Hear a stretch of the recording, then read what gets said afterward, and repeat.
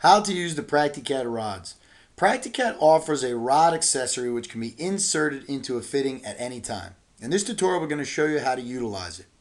What we need to do is go over to the rod icon. It is in the accessory panel in the PractiCAD ribbon. So what we're going to do here is we're going to click on rods, and then PractiCAD in the command line is going to say please select the fitting. And we're just going to select the fitting we'd like to place the rod into. Once we do that, PractiCAD is going to open up the rod field, and here we have all the different parameters we need to answer. Now, there are not that many parameters for rods, so just like all windows in PractiCAD, we can size this field to whatever we'd like. This, of course, is the minimum size currently, and we've done that just by holding our cursor over the corner or the sides and simply holding our mouse down and stretching it where we need it, just like the tap parameter box. It will also remember the position you place the field, so the next time you open up the rod field, it opens up in the same place. For example, here we have shrunk it and we've put it right in between the two views. And we're going to exit out. Now we're going to click on rods again, and we're just going to select the fitting. Once we do that, you can see that the size has been retained, and same with the position. This will allow you to put this box or the parameter window wherever you want it, and it'll always open up in the right place.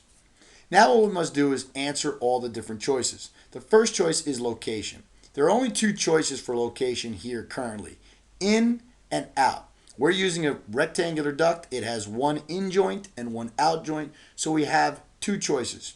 If we choose the in joint, the placement parameters for the rod will be off of the in joint.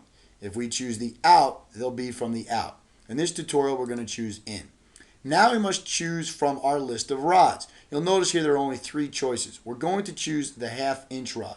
There are separate tutorials on how to build rods and add rods to this list.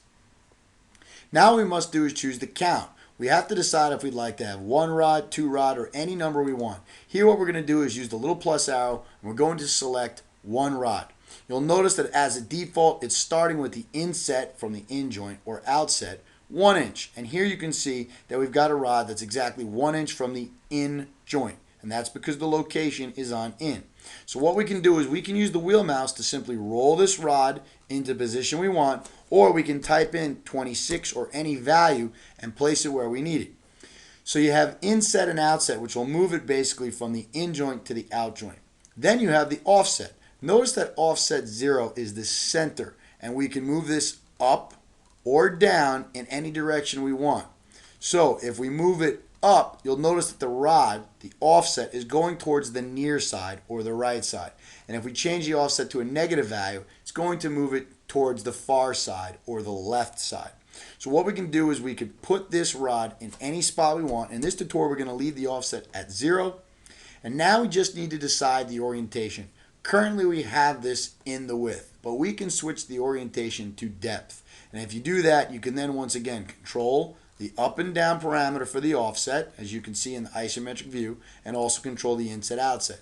So you can put the orientation on the width or the depth. Here we're going to say orientation width, offset 0. We're going to put the inset at 30 inches.